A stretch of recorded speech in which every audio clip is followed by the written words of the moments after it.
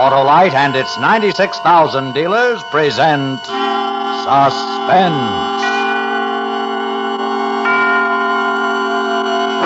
Tonight, Autolite brings you the story of a man who would live as long as he kept talking. Tell You Why I Shouldn't Die, starring Mr. Richard Widmark.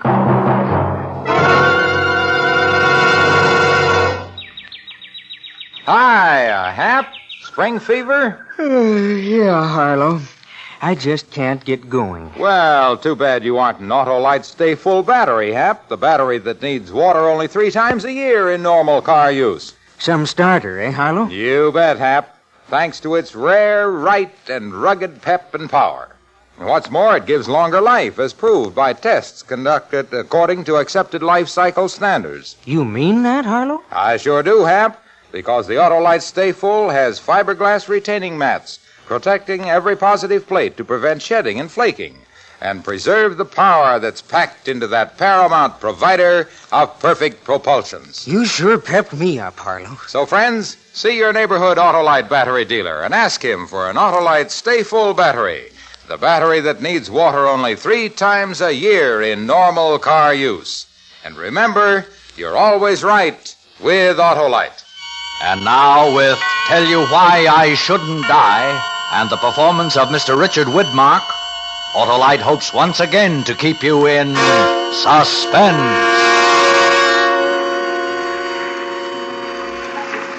All right, Nat. Make you a pitch. I got time. Charlie, it's good to see you, Charlie. How about a drink? Is that the best you can do? You with a big mouth offer me a drink? Haven't you got a pitch to hand out? How you're pure as the driven snow and everybody else is wrong? Oh, come on, sell me a big order, Nat. Because I got time. Plenty of time. I gotta wait till the cops get here, don't I, to make everything perfect for you. We got lots of time, Nat. Now, listen, Charlie. Oh, that's no routine. Please, Nat, give me the routine. Make me mad, real mad. Charlie, you're a friend of mine. For friends, I haven't got a routine. You always got a routine, Nat. You're a pitch man. Pitch. All right, Charlie. You've come in here to kill me. You got a gun, you stand there, the gun's pointing at my head. Everything's just dandy. You're going to kill me. And why? Because you claim I broke up you and your girl. I ruined your life. And before you die, you're going to kill me. But you're not sure. You're not sure you got all the facts. You're not sure you didn't get everything twisted up. The fact that you're not shooting ought to be proof that you're willing to listen to a little logic and a little reason, and that's exactly what I'm going to give you. Now, Charlie, I want you to go back a few weeks. Back to that night when you and Eileen were in her dressing room.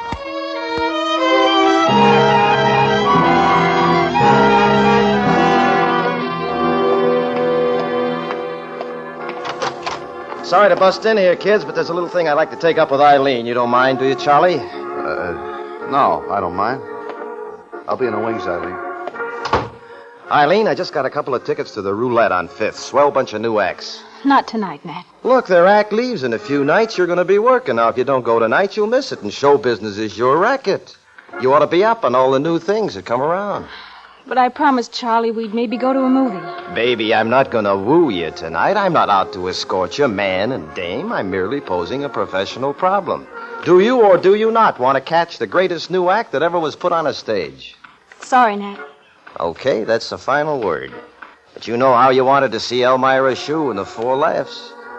Are they playing? Last night, Saturday. All right, Nat. I guess it wouldn't hurt this one night. Atta girl. I'll be ready at 7:30. 6:30, we'll snag a meal. 6:30 then. Swell.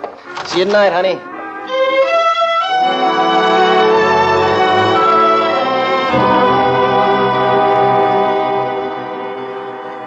Now, it's true, I took her out. Just a second now, Charlie. Put that gun down for a second. Let me finish. There, that's it. You see, it was a purely professional evening as far as intention is concerned. However, that does not alter the fact that something happens between a man and a woman. I'd be a fool to tell you I didn't feel a great deal of affection for that evening. I did, but it is also true, my friend, that it takes 2 to make a romance. Eileen came along very nicely. Now, let me ask you something, Charlie. Would you want a girl as your wife who was as susceptible to romantic pressure as Eileen was? Can you honestly and truthfully and with any sincerity say yes to that question? The answer's obvious. Of course not. To continue. After the show, I took her up to her place. We had a drink. She turned down the lights. She turned on the radio. She did, mind you. I just sat there. Then she came over, sat down next to me.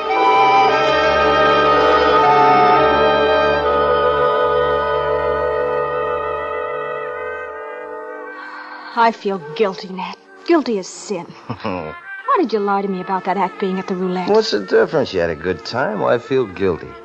Well, you know. Charlie, all alone. You love him? I think so. I'm almost sure.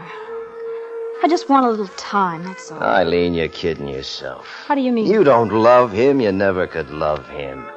He hasn't got any class. He used to be a fighter. He's got a crease in his schnoz. You're miles above him. He's gentle, and he's sweet, he's kind. Look, you talking about a man or a house dog? More than that. I never met anybody like Charlie. He worships me. He'll do anything for me. I mean it, Nat. He actually worships me. Unhealthy. I don't know. Look, would you indulge me for a moment? Strictly for demonstration. Depends. What? I'm going to put my arms around you. Like this. Okay, so far so good. Now, if you're the kind of girl I think you are, this is the first time you've had another man's arms around you for a year. Ever since you've been going with Charlie. Don't say anything. Don't want to hear a thing. What now?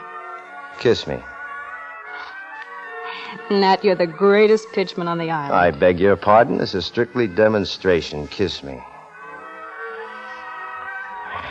Fine. Now, I've been frank with you. I want you to be frank with me. Was that A, better? B, worse? C, similar to Charlie? Don't answer right away. It was better. Oh, Nat. Eileen, you don't want Charlie. No. You want me. Yes. You want me more than anything else in the world. Yes. Eileen, I'm nuts about you. Oh, kiss me.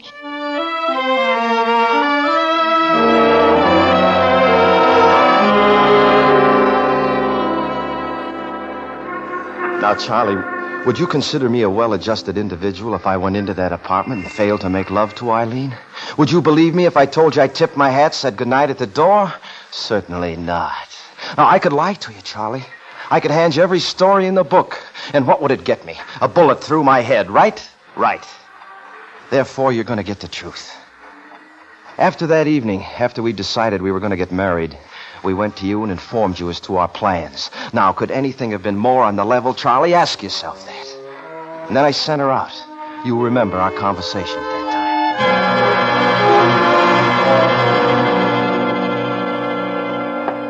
I'm going to break your neck. Hold it, Charlie. Now, you listen to me.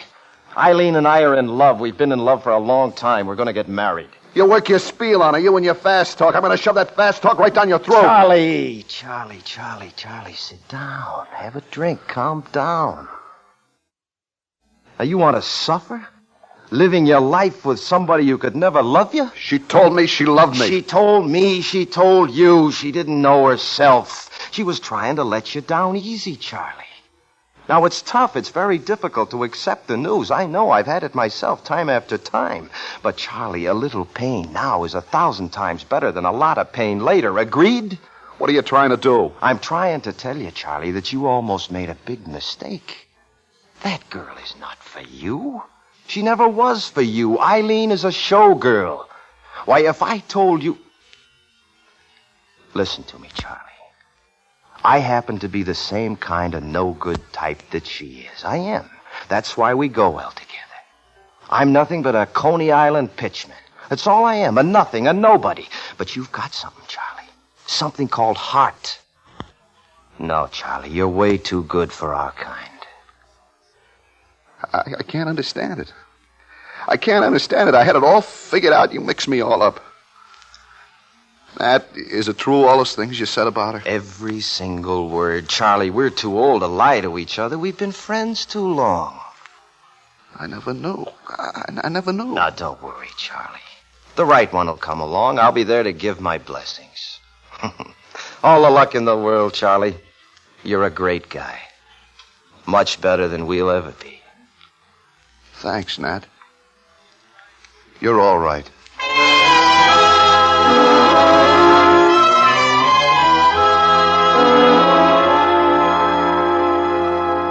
We went to Reno to get married, as you know. Now, I could tell you she ran away with somebody else. I could tell you she decided not to go through with it, but nothing of the sort was the case. I left her in Reno. And why? Because I suddenly realized I wasn't really in love with her. You see, the night before, I happened to meet this girl at the bar of the Dorwick in Reno. This other girl was your type, Charlie. And all the time I was with her, I said to myself, you ought to bring this girl back for Charlie. This is the girl for him.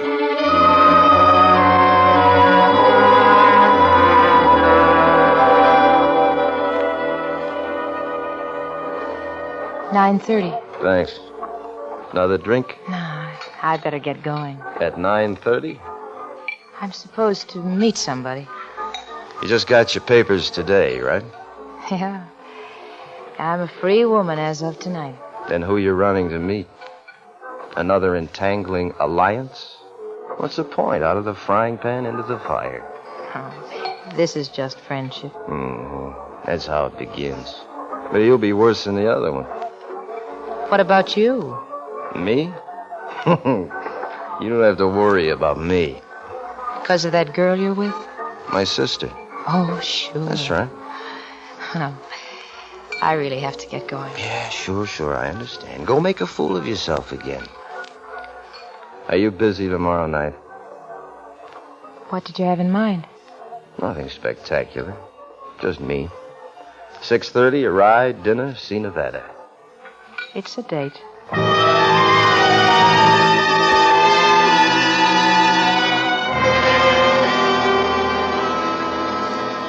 So we traveled around. Sure, I knew she had money. I'm no fool, Charlie, but you can't buy affection for money. That's one thing you learn in life. She'd have to have more than money as far as I was concerned.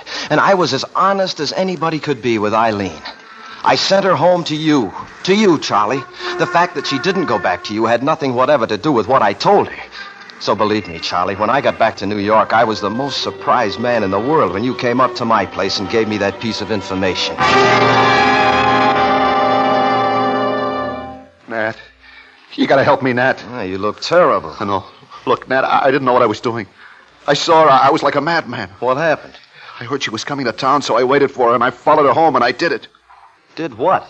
I killed her, Nat. I took my gun, and I killed Eileen.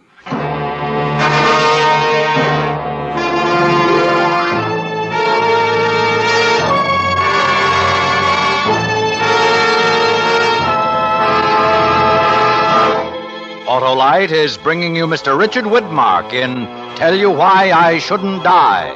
Tonight's production in radio's outstanding theater of thrills, Suspense.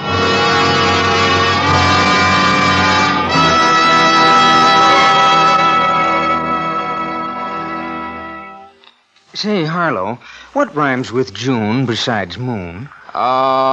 Soon, Hap. And that's when you should see your neighborhood Autolite battery dealer for an Autolite Stay Full battery, the battery that needs water only 3 times a year in normal car use. The sooner the better, eh, Harlow? Right, Hap. Because the Autolite Stay Full has over 3 times the liquid protection of batteries without Stay Full features to guard against one of the greatest causes of battery failure. That's why the Autolite Stay Full needs water only 3 times a year in normal car use. And it's got other protection, too, Harlow. It sure has, Hap, because the Autolite Stay Full has fiberglass retaining mats protecting every positive plate to prevent shedding and flaking and give longer life, as proven by tests conducted according to accepted life cycle standards. So get ready for summer starts before summer starts. Yeah, and take a tip from me and visit your friendly Autolite battery dealer. He's equipped to give you the best in battery advice and service. And he's got your Autolite Stay Full battery, the battery that needs water only 3 times a year in normal car use. Remember, you're always right with Autolite. And now, Autolite brings back to our Hollywood soundstage Mr. Richard Widmark in Elliot Lewis's production of Tell You Why I Shouldn't Die. A tale well calculated to keep you in suspense.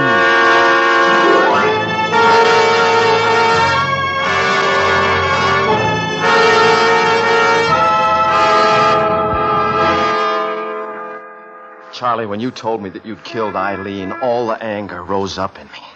But then when I saw you as you really were, a poor, scared guy who needed help, I pitied you, Charlie, as I pity you now. And even in your desperation, I still pitied you, even though you said things that hurt. Yes, Charlie, hurt deep down here.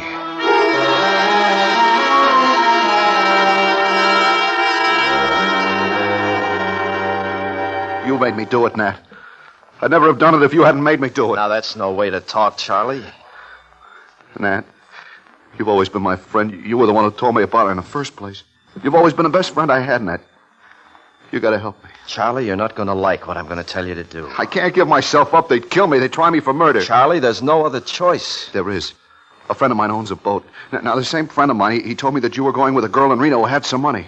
You got some money, Nat. Give me $500. Look, I don't know where you're getting your information, Charlie, but I went out with this girl strictly because I liked her. Money had nothing to do with it. She never gave me one single solitary cent.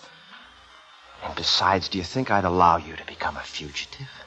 Do you think my conscience would ever let me alone, knowing that I sent you out into a life of hiding? Don't give me a pitch, Nat. All I want is $500. You got a nice apartment. You got a silk dressing gown. Now, don't tell me you ain't got $500. All right, Charlie. Just to show you I've got nothing but a soft heart, this'll put you on... What ship did you say? The Marianne Frederica. Yeah, that's right. All right, this'll get you on. $500, Charlie. You don't deserve it, you know that. Thanks, Nat. I'm sorry I talked that way. Now get out. You bet, Nat. I'll never forget this.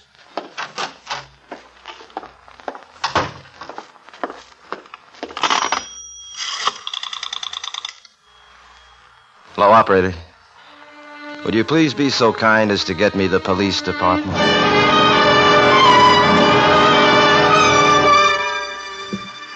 Wait, Charlie. Please give a guy the right of explanation. Now, let's look over the facts. Number one, you killed her. I didn't kill her. The man next door didn't kill her. My grandfather didn't kill her. You killed her, so that makes you a murderer. I admit very frankly that I did call the police. And why? Because I knew that if you ran away, they'd get you, Charlie. You'd be already convicted. You wouldn't have a chance. So you see what I did, Charlie? I took my life in my hands just to give you a chance at your trial, taking the chance you'd think I was a double-crosser.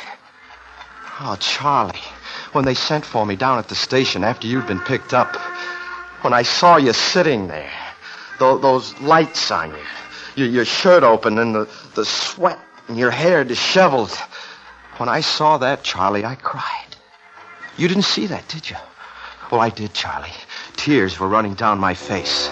And ordinarily, I'm not known as a sentimental man.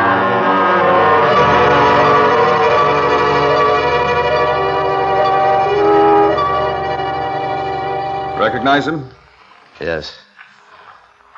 Charlie, it's me. Nat. You turned me in. What'd you turn me in for? Charlie. Does he have an attorney? You'll have to ask him. Lieutenant, could I talk to you alone? Sure. Come on out here.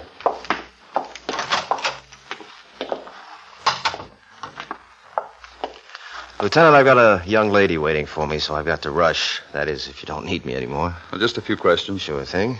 But before you begin, could I make a small statement? It may be repeated in court. That's just what I want.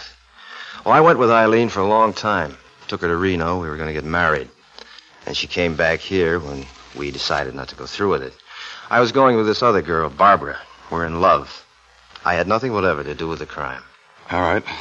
What was Charlie to Eileen? He was in love with her. He came to my apartment tonight, told me he'd killed her. He asked me for money to get aboard a boat. I gave it to him to save my own life. I saw he was desperate. Then I called you. That be all? That'll be all for Charlie.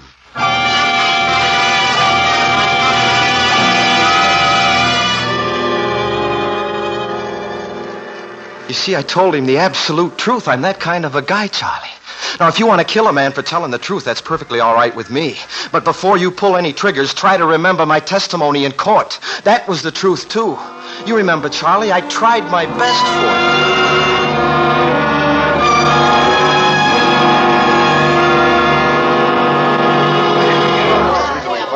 And now, Mr. Driscoll, will you tell the court what your relationship was with Miss Eileen Bishop? I certainly will. Be more than happy to.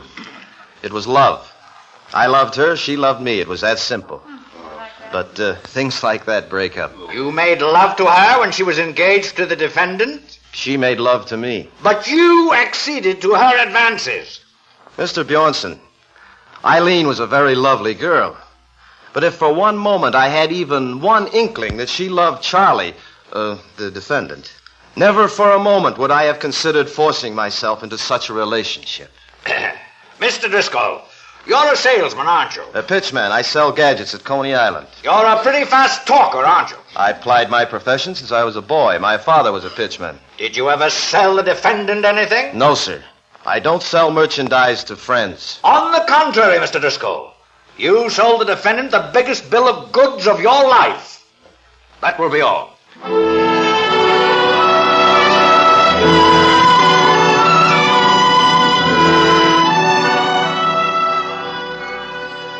When they sentenced you to life imprisonment, I smiled. Yes, Charlie, I was happy. I was happy because I felt maybe I had something to do with the leniency of the court. Maybe because the jury thought I'd prodded you into a murder, which, of course, was totally untrue, as you know. Maybe by being a villain, I'd made things a little better for you. And then what do?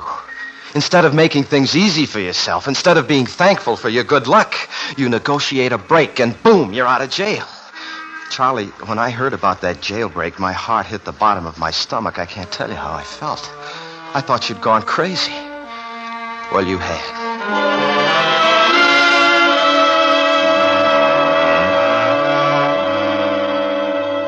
What are you going to do, Nat? I gotta get out of town, Barbara. He'll be after me first thing. He knows he'll never get away with it. He wants only one thing, to get me. I can call for reservations. We can leave on the next plane. Yeah, that's the best thing to do. Get out of here till I get him again. I don't know what I'd do if anything happened to you, Nat. Oh, you're wonderful, honey. You get packed. I'll phone for the tickets. No, I got a better idea. Car. We'll be free to go places. Whatever you say, Nat.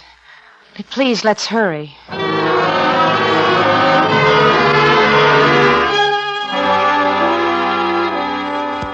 I was hoping so hard for you, Charlie. You'll never know. Because killing me would guarantee your death, Charlie. And I felt bad enough about the whole thing, let alone have my death be the cause of yours. What is revenge? A moment, and then the suffering begins. So Barbara and I left for the South. We got as far as South Carolina, near Charleston, when Barbara told me the news.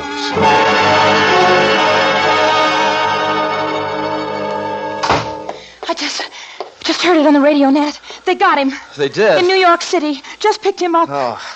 Darling, we're safe. Yeah. Boy, that's a big relief. I was really scared there for a while. It's all over now, honey. Yeah. We can go back home. That's right. It's all over. Come on, let's get out of this hole.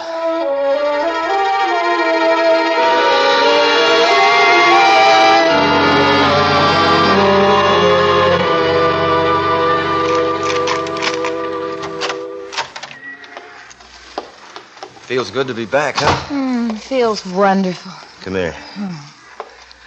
Oh, baby, what would I do without you?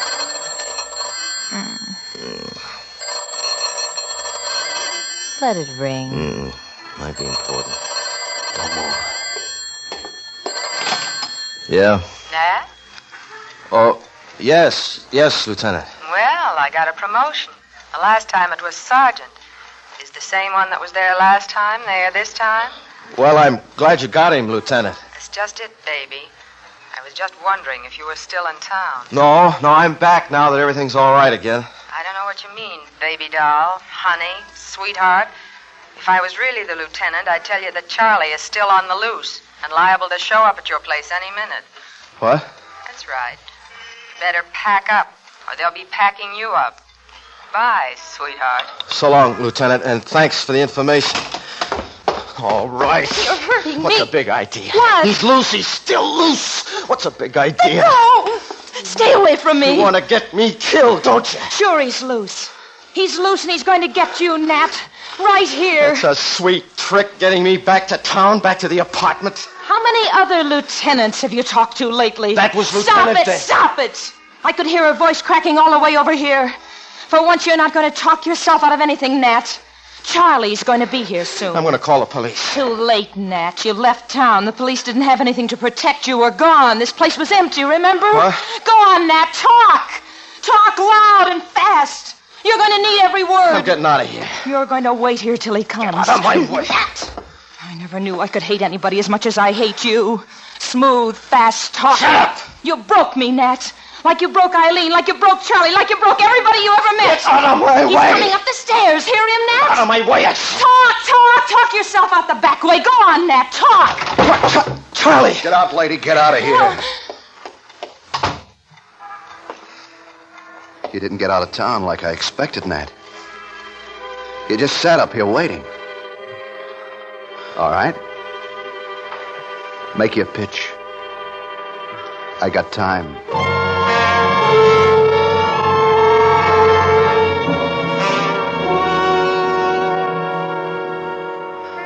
So there are your reasons, Charlie. You see, I've told you the truth to the best of my ability. So you see, that's the case I present to you for your inspection. Listen, they're outside. The police, they're here. Okay, shoot me and get the chair. Or else here's my offer, Charlie. Come with me and I'll help you get away. I've never stopped being your friend, Charlie, despite how you might have felt about me. I've got some money, too.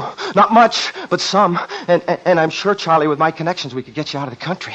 I've never lost faith in you, Charlie. And even now, during your present difficulties, I still haven't lost faith. That's friendship, Charlie. That's what I offer you, not to save my life, but to save yours. Because, Charlie, you can shoot me down dead. Right now, blow my head off. But I'll die loving you, Charlie. Loving you with my dying breath. You through, pitchman? Yes, Charlie. I'm through. No dice.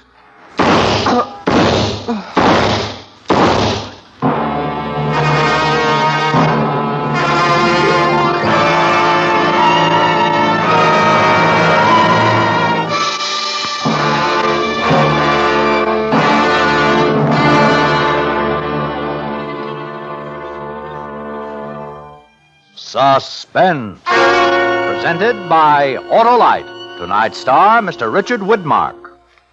Friends, this is Harlow Wilcox again to remind you that Autolite is the world's largest independent manufacturer of automotive electrical equipment. In 28 plants from coast to coast, Autolite makes over 400 products for cars, trucks, planes, and boats, including famous Autolite Stay Full batteries carried by your neighborhood Autolite battery dealer.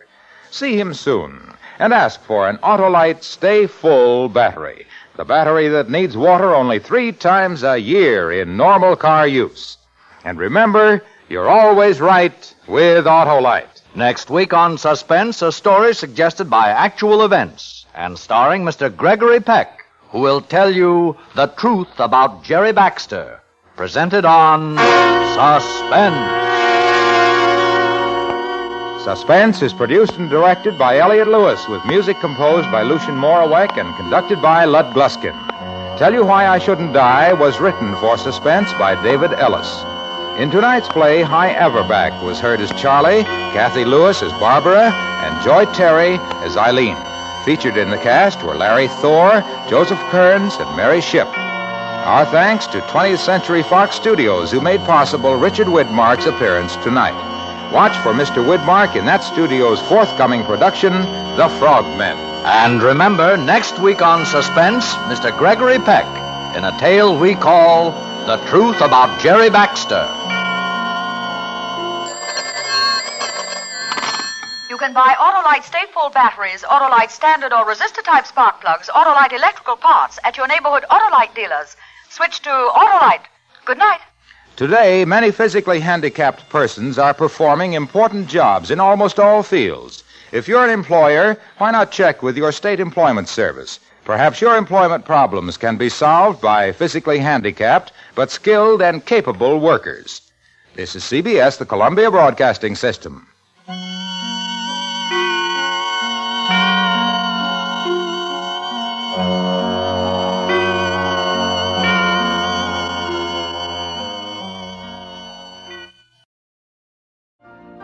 You've been listening to the OTR Gold Network.